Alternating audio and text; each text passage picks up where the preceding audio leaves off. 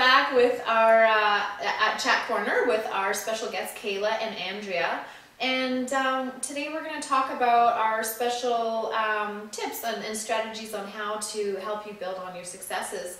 Last day Kayla had touched on a point of dieting and rules and stuff. Did you want to touch on that again? Well, I think one of the biggest things about the dieting world in general is that it's built up around what we should not do, right? Yeah. And all of the failures that we will have if we don't follow this plan. And I think in general, we need to switch the way we look at things, and instead of focusing so much on our don'ts, we need to really focus on what our do's are, right? And think about what we should be doing and healthy, strategies to take and steps to take, and that it doesn't have to be massive, but we just take a small step, day by day, and focus on really what's good for us instead of all the things that are bad for us. Right. I think it comes down to that all or nothing thinking too, and I see that with the clients that have all the time a sense of perfectionism, so these high expectations. And I'm sorry, as a woman, I find that we have these unrealistic expectations put on ourselves, and we have to be realistic with where we're at, right? That we're just human. And we don't need to be perfect, and not everything is going to be one way or the other. There needs to be some flexibility, right? So when we're on a diet, it doesn't have to be so extreme and so ridiculous and so onerous and hard and difficult. It can be building on those incremental successes, and it's good to have that support. And one decision or one choice that maybe is not exactly how you think would sort of be an ideal choice for you doesn't make or break your plan. Really, it's one unhealthy meal it's one unhealthy meal. It's not a complete failure, and you're not a failure for choosing it. So I think really just changing how we think about things and being realistic with ourselves.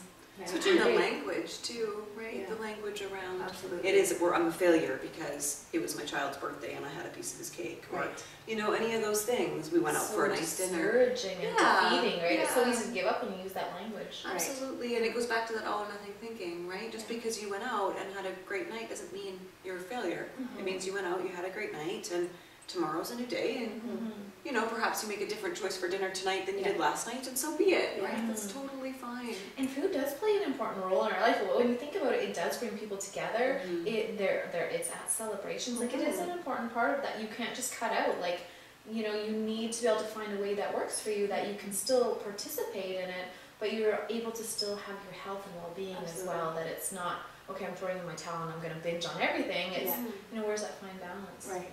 I know I often hear when people talk to me about their ways of eating, one of the things they talk about are they use the words like cheating or junk foods or bad foods. And I don't know about you, but treats. I don't really feel good about cheating. So if I had an entire cheat day, I wouldn't feel good about that. So I think that, using that kind of language and talking about bad foods, or I ate a bad food, well, how good do you feel about that, right? So I think sometimes changing the way we talk about food and the words we use to describe the foods we have can really help our mindset and create a different way of looking at what we're doing. I think it's really, really important. And just touching on what you said, like the cheat days, and for my dieting days before, the cheat days meant binge days. If you were realistic, so it was like, well, if I'm gonna go all out, then I'm gonna go all out. It would be pizza, chocolate, and just really a whole lot of unnecessary foods. And how do you feel about that? I felt horrible. I had a food hangover. And I felt dirty, like just lethargic and tired, right? So we want to set ourselves up for success, and really a part of that is the language we use. I think the language is really, so I don't like hearing I should do this, or all these rules. I can't eat after 6 or 7, and I can't eat carbohydrates. My body doesn't do good with carbs. It's everything within moderation, right? And it isn't on specific days. It's that day to day. You make choices, and some days you'll make choices that you'll feel great about, and other days you'll be like, I'm going to have this, and I'm going to enjoy it. That's the other thing, is when you're going to have something that, is, say, higher in calories, or wouldn't be something you would choose at home on a typical day, enjoy it, right? Every mouthful. Enjoy it. Exactly. Right? We and all then have self-correct, those. right? Just go back to healthy eating. Exactly. Again, right? Exactly. There's no food that should be cut out. We just choose which foods we eat more of, and which choose we choose less of. I think we feel deprived when we cut out. When we tell ourselves we can't have something, or that we shouldn't do something. One, we feel deprived, and by sort of human nature, we want sort of it tend to more. obsess about those things and we want it more. And two, it just doesn't, when we then fail, shall I say, and cave is how we sometimes feel, we get down on ourselves, you know, and so we need to set up ourselves with, you know, healthy, you know, self-awareness at home and techniques to make sure that we're sort of properly aligned and making sure that we can be successful. Yeah, and we have all the information Yes. about food and who we are and so important. Yeah.